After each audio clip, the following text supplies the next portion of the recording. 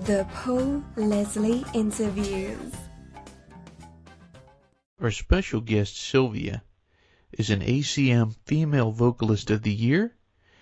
She's had 20 singles on the country chart, several #1 hits. A singer, a recording artist. We're honored to welcome her here. Thank you for joining us. Hi. Thank you, Paul. It's good to be with you. It's our honor. Well, thank you. What is the most rewarding thing about being an artist? Well, I think at the core of it all is that you get to express your heart through music, through singing. Singing is my passion. I love it. But if you're doing that in a vacuum where you're not connecting with other people, then something's left out. So there's something about singing and connecting with people in a genuine, heartfelt way where there's a resonance there. There's just something beautiful about connecting on that heart level with people through music. So how do you connect with someone? Well, I think it starts with an open heart. You know, it's taken me years of performing and songwriting and singing and growing as an artist to begin to understand that very question. It's a great question. I think it starts with me. You know, I can't control anything or anyone but myself. And my intention when I step out on the stage or when I'm in front of a microphone recording a record is, you know, in the case of a record, I'm being at the service of the song. And that's my goal, is to be the conduit through which that story can come through. And the more I can get out of the way of that and let the story speak and let then the emotion is just naturally there. It gets captured. And it's taken me years to understand that. You know, in the early days of recording, you know, I felt like I almost had to sing and put the emotion on the song. And I think I have grown to a place where I kind of approach it more from the inside out than the outside in. What is the most challenging thing about being an artist? Well, today, probably you would get a different answer depending on what I'm dealing with in the context of my life right now. I think the most challenging thing for me right now is, you know, since I had a career that was highly successful in the 1980s and was traveling a lot, in those days, the challenges were, you know, just trying to get radio airplay and trying to, you know, have success so that I could keep touring. Well, today, I think, you know, because I get radio airplay, some on classic radio stations, but I don't really pursue trying to, you know, compete with the current artists today. So my goal is to get myself out there on the road and do concerts again. And so there are new challenges. I just recently spoke with some people that are going to be booking me. So I'm going to have a new booking agency I'll be working with in June. So I'm very hopeful that I'll be getting back out there on the road. So the biggest challenge for me at the moment is just trying to find ways to get myself back out there in front of audiences that want to hear this music. And what about the most rewarding thing about being an artist? Getting to do what I love. I love to sing. I love interpreting a story through song. I love the challenge of making music new every time you sing it, even if it's a song you've sung 1,000 times. That challenge just makes me happy. I love being very present with what I'm doing. And when you are present and you drop the past and you have no anticipation or expectation of what the outcome is going to be, you just are there with the song. That's the most alive I think I ever feel. We're talking with singer and recording artist Sylvia. I want to go back a little bit. What was life like in Kokomo, where you were growing up? Mm-hmm. Well, there's not much music going on there. That's for one. So my love of singing began very, very early. I remember listening to a jukebox while my mother did laundry at the laundromat and was just mesmerized by the music I was hearing. And I loved my mother says that even when I was in the crib, I would just wake up in the morning and instead of crying, I would be just lying there humming.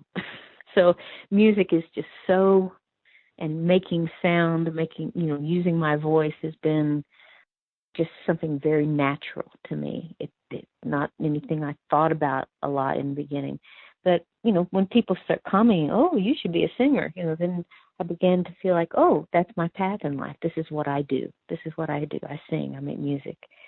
What it was like in Kokomo was just, dreaming about moving somewhere when I got out of school and when I moved away from home where I could create a career in music. And because my father and half of my relatives live in Tennessee, it was a natural progression for me to decide to move here right out of high school. I grew up in the Midwest, but I spent a lot of time in Tennessee growing up, visiting my grandparents and family down this way. So, and also listening to the Grand Ole Opry, but listening to WLS Chicago, which was a rock station. So I had this very mixed kind of influences musically, and therefore I think my sound and what I gravitate to naturally is kind of a mix of more pop sound and more acoustic and folk and country. It's kind of all in there together. With you listening to those two stations, the country and the rock station, who would you say that your biggest influences are? There's something about country, I think, that ultimately was the bigger influence. I think, hearing people like Tammy Wynette, like Dolly Parton, I watched her TV show every weekend when it would come on, and, that she wrote her own songs was also a factor in an inspiration. Then, of course, every female singer is influenced by Patsy Cline. She was definitely like the singer, and I was very influenced by her. But the other singers, like in the pop world, I really love Karen Carpenter. So she was a big influence on me as well. So those are the first ones that come to mind. Is there one that you could say is possibly your biggest influence? I would say it'd have to be Patsy. Patsy Cline. I really like, Patsy Cline, because she really emoted. You hear songs that you like and you think, oh, I love that record. But when you heard Patsy sing, it made you curious about who is this woman. You knew that from just listening to her music that she has experienced what she's singing about. I really believed her. I wanted to know who this person was, rather than, that's a hit record and I love that song and I love to sing it. It was just different. It felt more personal, and I was drawn to that. Do you think that was a big part of the reason why the genre you ended up in could best be classified as country? Yes, I think the genre that I'm in is probably a good fit. I think the music that, as I evolve as a writer and as a singer, I would think I may be leaning a little bit more toward the Americana label. It's hard to categorize what you're doing. And of course, when I'm making music, I don't care what genre it is. That's like not even on my radar. I don't care if it fits where it fits, and especially these days, because I'm not, in the 80s, I was really going for trying to make music that the radio stations in the country field are going to play, and that's what you do. But as an independent recording artist, it feels like there's not those restrictions in place where I'm trying to thread some kind of needle of making it fit. I want to create a record with instrumentation that suits the song, that actually is a support to and enhances the story. That's my concern at this point. When you went to Nashville to completely and fully pursue the career in music, what did that feel like? It was exciting. It was a little scary because I didn't know anyone really. I had made a previous trip or two to Nashville, knocked on a few doors, had made, just introduced myself to a few people, but I didn't really know anyone here in Nashville. So I was mainly excited, but I also was very, very shy as a kid. And I knew that if I was going to convince anyone that I could sing and stand on a stage in front of thousands of people, I was going to have to confront being shy because, And I think basically still I'm a little shy, especially, in intimate crowds. I'm better at it than I used to be opening up, but it was a different town. It was a different music industry then. Literally, I parked my little green Maverick down on Music Row here in Nashville and got out of my car and walked from door to door and knocked on doors, literally, and met a lot of people that I still know in the industry that way. But for people that aren't familiar with Music Row, it's mainly, especially then, it was an old neighborhood that the houses had been converted into publishing companies and record labels. And so it felt like a little housing community, but it was actually businesses. And so you would just walk up to doors, and some places you could get in and see somebody, and some people would say, you have to have an appointment, So I really did it the old-fashioned, knock on doors, introduce yourself. And I had some very good fortune in those first few weeks I was in town, because I ended up within a couple of months getting a job working for Tom Collins, who produced my first 4 albums, which is kind of interesting. You would think, well, he hired me because he thought he would record me someday, which is not the case. No, his secretary actually kind of took me under her wing and watched out for me. And when the previous secretary left, the receptionist secretary, who was Janie Fricke, by the way, she called me and said, do you want this job? And so I ended up working at a music publishing company on Music Row for the first 4.5 years I was in Nashville. That helped pay my bills, and I was getting, studio experience, singing on my lunch hours and evenings, doing demos. And so those first few years were like going to school in the music business. Do you think somebody could do that today, as in go on Music Row and knock door to door? Oh, they could, but I don't think they'd get very far. And it was even hard then. Believe me, it was not easy then, because there were a lot of places I never got past the receptionist at the front. And it's even, I think, well, the business is very different today. There were several record labels back then. I think now there's maybe three or four major labels. I think it's very, very difficult to get in without somebody referring you and making a call and getting you in. I think it would be highly unlikely that someone could do what I did now. I never say never, but as difficult as it was then, I think it's even more challenging now. It's very interesting to me that you have this career as a recording artist, a songwriter, a performer, but then you've also had this career as a personal and professional development coach. Mm-hmm. Tell us about that. That's very interesting. Well, believe it or not, it's been kind of a natural progression. Of course, in this business, you meet a lot of people. I meet a lot of people that are trying to get into the business. I know a lot of people that are songwriters and music professionals. Through the years, I've always been interested in people, just the psychology of, how we become who we are.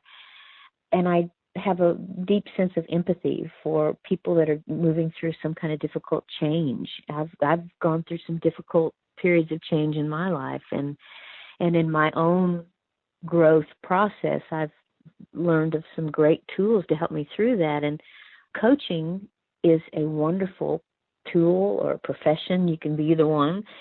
Tools to help people move through change. And so when I heard about coaching several years ago, I'd kind of come through to an impasse with music. I was recording independently, but the internet had not taken off yet. There wasn't Facebook and Instagram and Twitter like there is now. And I just couldn't quite see how to get myself out there. And in the meantime, I heard about coaching and became interested in taking the training to become certified as a coach, a life and career coach. I call myself a personal and professional development coach because really I'm in my work meeting with people, usually one-on-one, sometimes in groups. I work with groups, sometimes do workshops, but mainly I work with individuals. And I'm just in a series of conversations with people to help them deal with whatever they're facing in their life that feels like they're stuck, or they want to walk that path with somebody to get the clarity they need to move forward and not feel like they're bumbling as they go, but they're actually making decisions and taking action with intention. So when somebody comes to you, and perhaps they come to you and they say, I realized for the last 20 years of my life I haven't enjoyed what I'm doing, and it's really, really starting to affect my soul, everything about me. How would you approach something that's such a huge question to ask? What do I do? Yeah. Well, I think we try to think our way into those answers. And that's just a natural human inclination to try to do that. But what I'm very interested in when people are unhappy with what they're doing, the question that comes up for me is, what makes you happy? What do you enjoy doing? Because I believe we are all born with innate gifts. We're born with them, and we often are in conversations with our friends and our family and our colleagues, about what we don't like, what we're unhappy with. But rarely do we get into conversations about what we do like and what we enjoy and what comes natural to us, and we could consistently do it and be joyful about it. No one really talks about those things. And as a coach, that's what I'm interested in, because if you want to make a change, you're wanting to make a change so that you're moving toward more and more spending your time and energy doing things that bring you joy and that you enjoy giving to others. That's the cyclical piece that wants to happen in our lives so that we feel fulfilled and feel like our lives have purpose and meaning. And so that's the kind of conversation that I want to get into with people who are unhappy with what they're doing. We're talking with singer and recording artist Sylvia. You have this album, It's All in the Family. What does that title mean? Well, there's a song on the album called All in the Family, and the line in it is, it's all in the family, meaning the joy, the challenges, the hard times, the good times, everything is in family. And I just particularly think that song is the kind of the heart and soul of this whole record, and is the thread that runs through everything. I didn't plan it that way. Each song was written along the way and recorded as we went. It wasn't like we chose a bunch of songs. It was like, I'd write a song or co-write a song with my friends John Mock and Tom Schuyler, and then, okay, let's record it. And so that's how the album came together. And once we had, the songs recorded, then it was like you look at the whole album and say, what's this album about? And that song just kind of felt like it just really was the thing that is like the title. It just kind of rose up. That's what this whole record's about. It's about family. It's about connection. It's about relationships. It's about changes that we go through, and all of this happens in the family. It could be your family of origin. It could be your family of choice. It could be, family can be really very metaphoric. There's a song on there, Grandpa Kirby Running the Hounds. Mm-hmm. Tell us about that. It's an instrumental that John Mock wrote, and one of the spark that really started this whole idea of doing this record. Let me kind of back up a minute. 2 years ago, I went through a divorce, and really it kind of leveled the playing field and gave me this opportunity to once again choose, how do I want to move forward? Because the whole trajectory of my life was changing. And I wasn't sure if I wanted to keep coaching. I wasn't sure if I wanted to make more music. I just almost felt like I was at ground zero once again in my life. And so one day, as I was just kind of staying open to the possibility of what might want to happen next, I looked up and saw my grandfather's fiddle in this glass case that I have it in. He played this fiddle at barn dances when he was a young man. He was born in 1896. So, in the 19-teens, he was playing this fiddle. And I've always been curious about its voice. Like, what does it sound like? And I'd never heard it. And I thought, well, if I make another record, I want the voice of my grandfather's fiddle to be on that record. And I also have his banjo that I inherited. And I thought, well, I'd like those instruments to be on it. And that was the spark that really began the process for this record. So my friend John Mock picks up my grandfather's banjo as we're playing around, looking at what we're going to do that day. And this melody that you hear on Grandpa Kirby Running the Hounds just kind of fell out of my grandfather's banjo. So my grandfather, I think, is a silent co-writer on that song. What is the biggest compliment someone could pay you? I think that the music moves them in some way, that it's personal to them, that like when somebody says, "Oh, I heard this song and it made me think about my childhood and it gave me this sense of being connected to my family in this loving way," or something like that. That is a huge and high compliment to me, that whatever I'm doing musically, in some way, it relates to them personally. That is a really important thing. In my early days, I think I would answer this question very differently. I would have like, "Oh, I love your voice," or "Oh, I love that song and you sing it so well." Or it used to be more about me, the singer, and now to me it's all about the music. It's just about the song, and it's about me getting out of the way of the song. So if I can kind of disappear and that song can come to life and people connect with that song in a personal way, that is the highest compliment. I would just kind of give you the stage here. For anyone who's listening, wherever they may be, what would you say to them? Well, I would say, number one, I appreciate you listening. I appreciate your interest. Probably if you're listening, maybe you are familiar with the music I did back in the 80s. And I'm very grateful to have an opportunity to reconnect with people that loved my music then. And I think what I would say is I would invite them to come along with me now. I think sometimes we're all kind of sentimental and we love that music that had an influence on us when we were in our young years, younger, maybe our teens and 20s. And I think what I want to say is that we continue to be generative and creative all through our lives if we are open to that opportunity. And I'm so excited that at this age, at this time in my life, I'm still creating music. And I want to say to people, whatever, maybe you're not a musician, maybe you do something else artistically, or you approach your work in a very artful way. We are all capable of continuing to create till the day we draw our last breath. And I just would encourage people to be curious about their own creativity, and also encourage them to listen to my music now, especially if you listen to it then. And I think you'll hear the progression of a life. Why do you think that we as humans are so drawn to create? I think we're creators. I think that's our natural inclination. Whether we are aware of it or not, we are creating our lives every moment.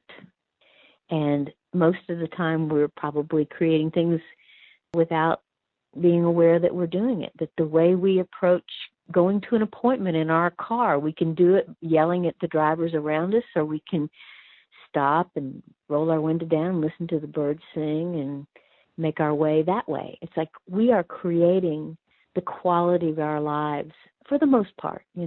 I have a friend who's very ill and has been dealing with a really debilitating disease since she was in her late 20s. And she's my hero because she is the most caring about other people. She's a great listener, and she's in constant pain, and has been all the years that I've known her. But I forget about that because I think she engages with life and made a determination early on to meet life on terms that she dictates.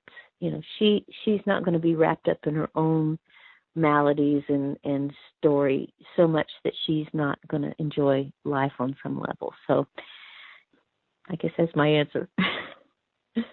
So who is Sylvia at heart? Well, I think who we are cannot be defined. The moment you start trying to put words on who I am, it feels like it boxes you in. I know that's kind of a real heady kind of way of answering that. So on another level of answering it, I think I'm an open-hearted, real, genuine. I care about honesty. I care about other people. I care about what people are going through in their lives. I love my work as a coach because I'm deeply listening to what other people are experiencing. And I think we all really need and want to be witnessed. We want to be seen for who we are.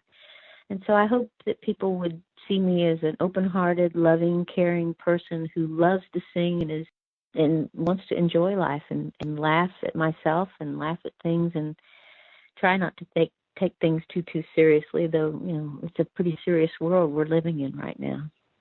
If anyone wants more information, they can visit the website. It's sylviamusic.com. Thank you so much for sharing with us. You've been very open. Oh. Well, thank you. I've really enjoyed this. Wonderful questions, and I appreciate so much the opportunity to talk with you. It was great. Thank you. You're welcome.